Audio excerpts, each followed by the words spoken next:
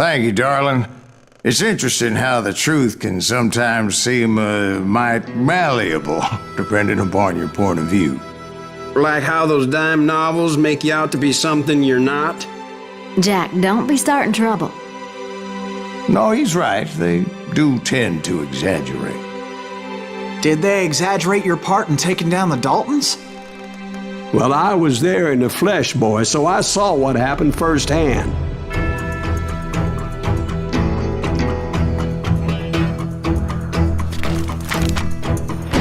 Those Daltons were lawmen once, before they all went bad, robbing banks and trains clear across the territory. Until Coffeeville, of course. I was one of the citizens who took up arms that day. Fighting on the side of right? I did my best, sir. We all did. It was early morning. One of my friends was a local gunsmith, and he handed out firearms to anybody who'd take one. You see, the Daltons got it in their heads to rob 2 banks at the same time. 2 banks on the same damn street. Story was Bob Dalton's girl was always writing about how he had no ambition. Oh, you're nobody next to Jesse James, she'd say. Finally, the bastard took his brothers to Coffeeville just to shut her up. Right. It's always the woman's fault. Well, the locals recognized the Daltons right off. Before they could get away, half the town took up arms to defend their property.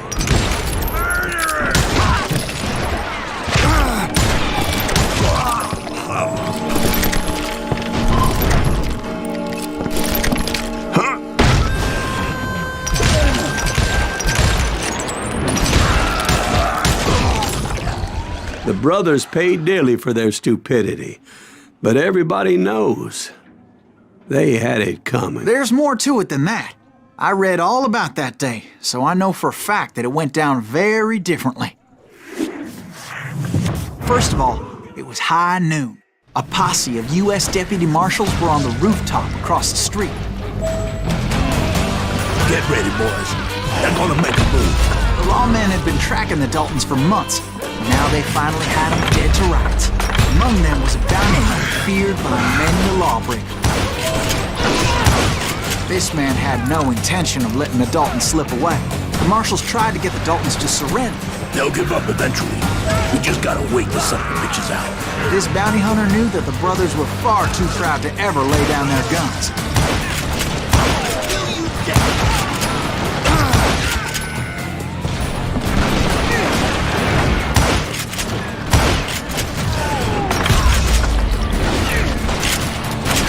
He went in there alone to confront those criminals. One of the marshals shouted, "Where are you going? Are you crazy?" Hey, where do you think you're going, dumbass? That rifle's mine. He saw a way to get around to the back of the bank. Then he figured out how to hit the Daltons from a direction they weren't expecting.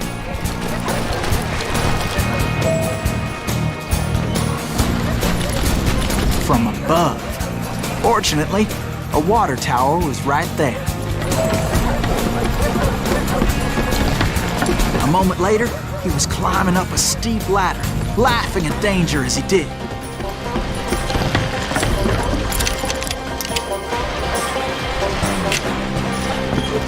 It was brave men like him who risked their lives to tame this wild country.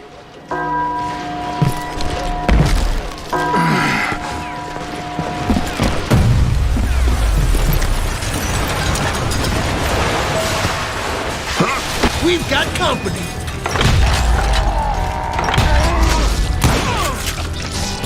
Heroic men like him, who did what other men couldn't or wouldn't to make this country free.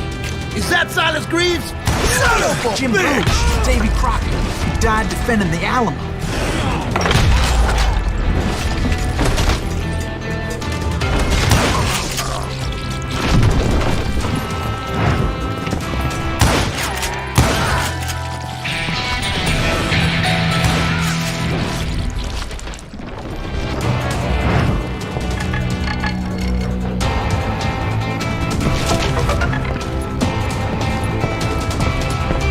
Over there!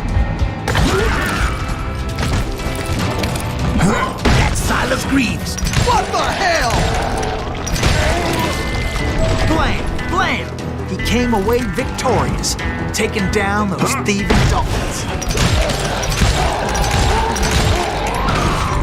His name was Silas Greaves, and when the dust finally settled, he was the last man standing. Sorry, kid, but that just wasn't the way it happened.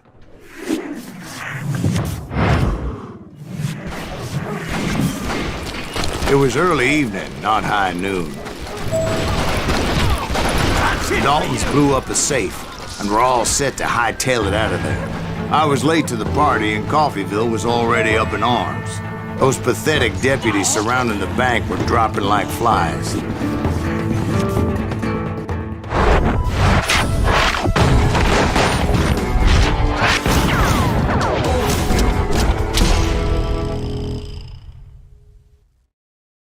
I had been tracking those jokers for months, waiting for them to do something reckless.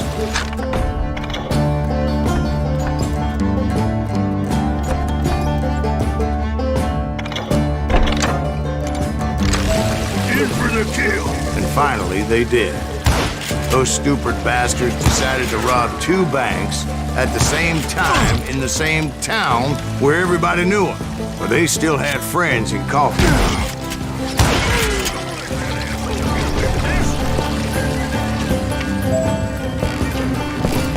You come out and I will.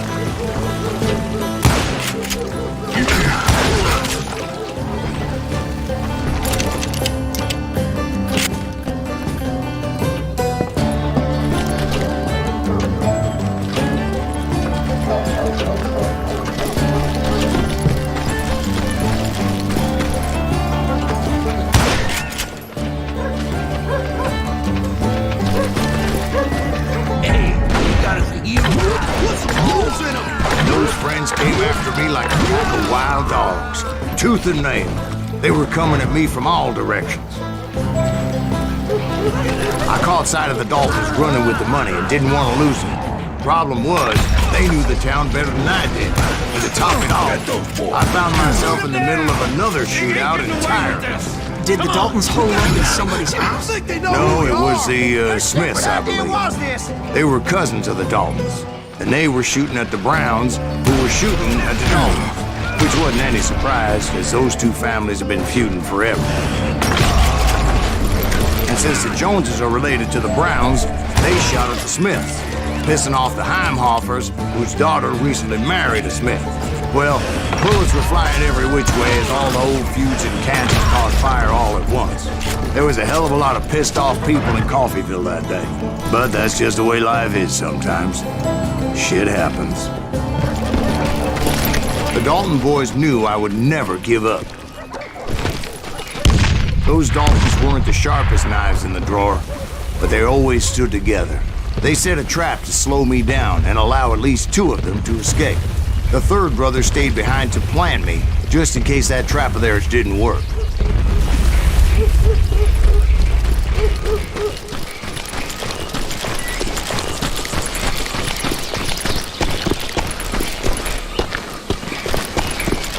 It was Emmett, the youngest, and he decided to stand his ground and face me down.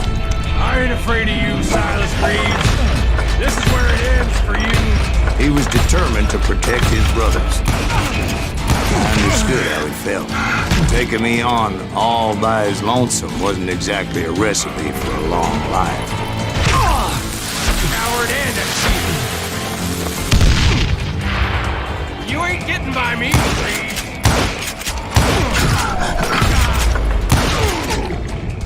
But Emmett Dalton survived the robbery in Coffeyville. He's the only Dalton who did. They say he was shot 23 times. Well, Dwight, who do you think put all those damn holes in him? But I have to admit, that boy had grit. Will you get those suckers? It took me a couple of days to track the Daltons down. They can't get away with this! And in that time, a whole posse of local vigilantes offered to lend a hand. We'll track him to the ends of the earth. They seemed as determined as me to find those outlaws. But as we headed into those swamps, it was like I had my own private army. There was no way those boys were getting away this time.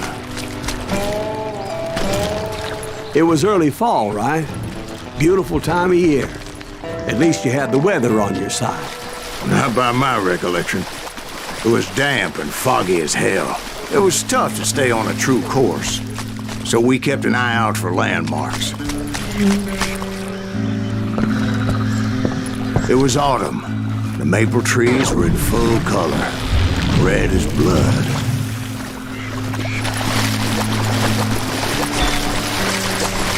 The rains that year were torrential, so the whole area was flooded.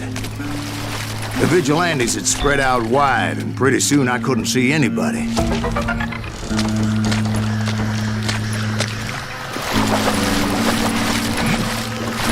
Bury them in the swamp. Put them where they stand. Except for some bitches ahead of me wanted to do me harm, so I had to face them alone. I wondered why my compatriots didn't come running when they heard the shots.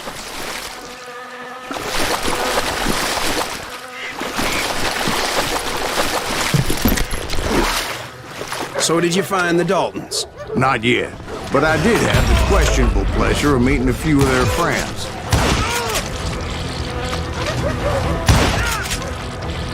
You can't hide from me.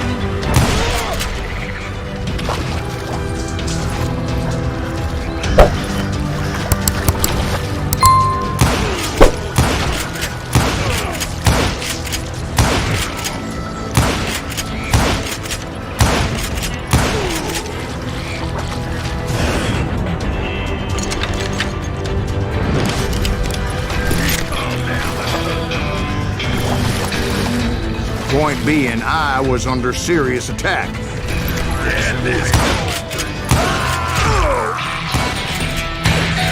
And my reinforcements was nowhere to be seen.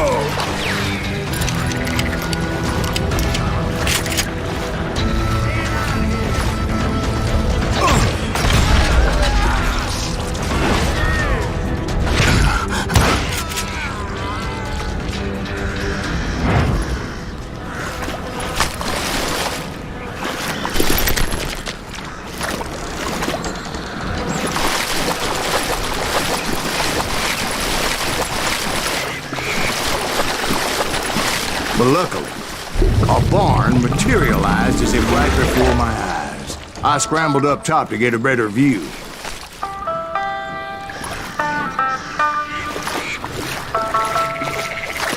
But just ended up falling inside.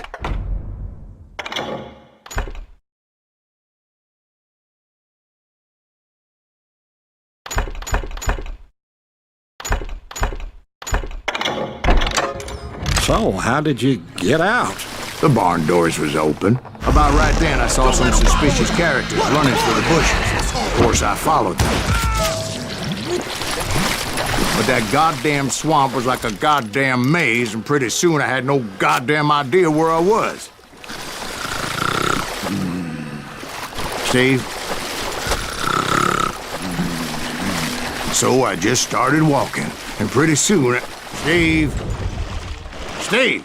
Huh? Oh, no, I'm listening.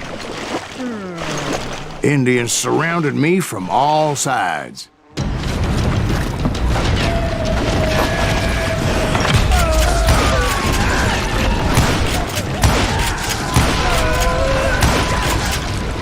Indians? They were Indians. No.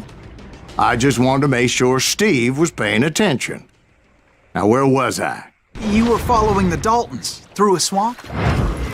That's right. See, Steve? Dwight's paying attention. No, I'm listening. I was just resting my eyes. So, where was I? The Daltons. Right. See, there's a reason so many outlaw gangs are made up of brothers. Being a brother is a very sacred thing. It's a bond like no other. So did you ever find the damn Daltons? Not yet, but I did find a few of their cousins. You Kansans breed like rabbits. More Smiths or Heimhoffers or who knows what. Hell, what's more important than family? I bet Ben knows what I'm talking about.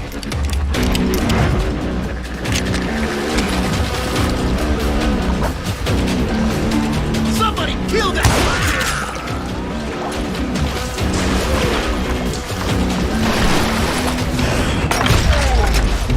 You kill us all! Kill that bounty hunter!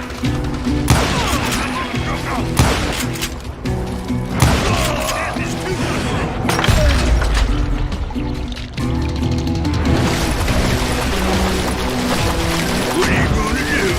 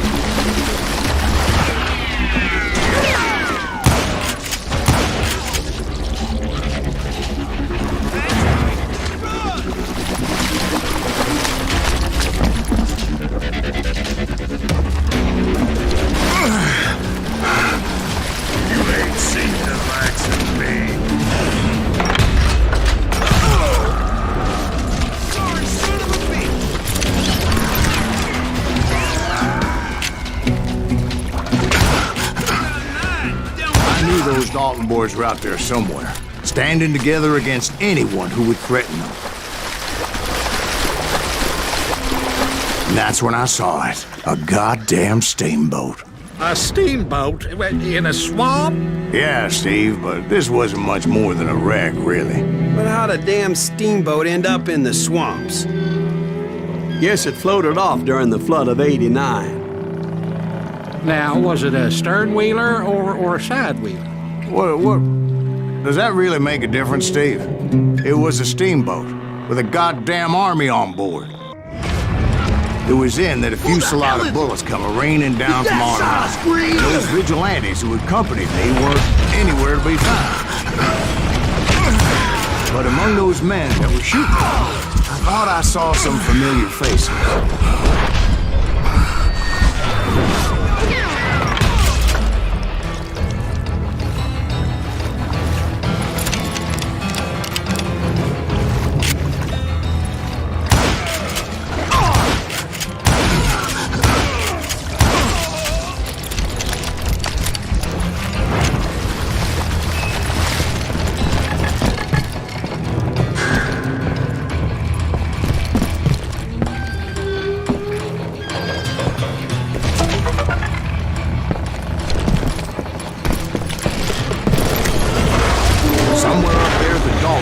Waiting on me.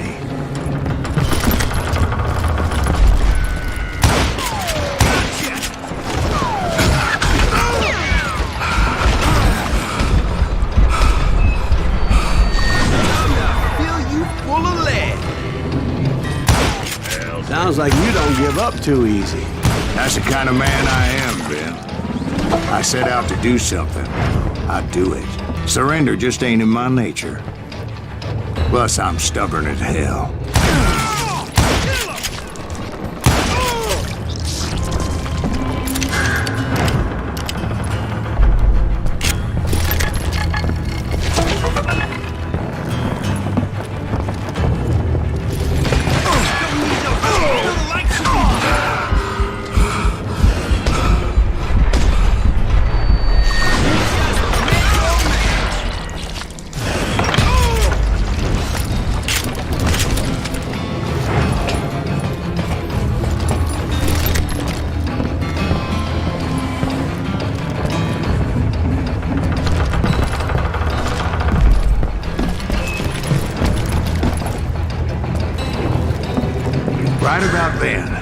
Much to my relief, the vigilantes finally arrived. Their leader motioned at a cabin in the middle of the top deck, pointing me directly at the Daltons. I finally had them, after months of dogged pursuit. But it turned out that they had me. Take him out! I'm sending you to hell!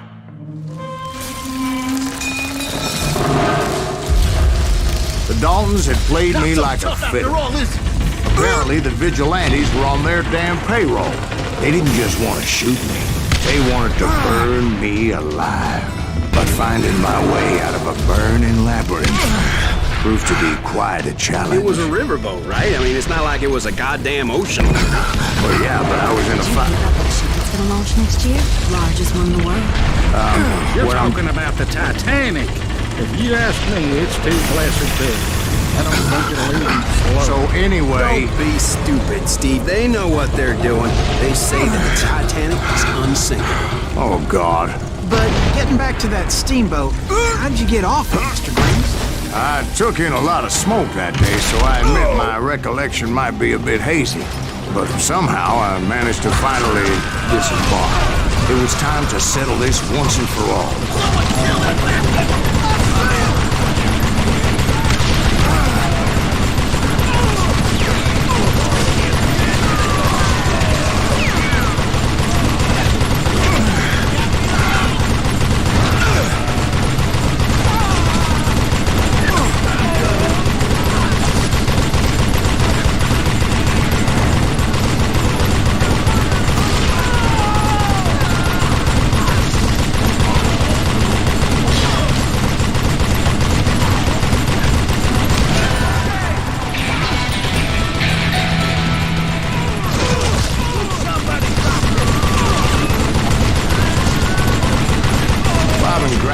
About to come at me one at a time. They were in this together.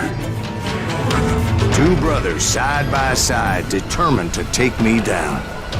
Confident that this time the odds were on their side.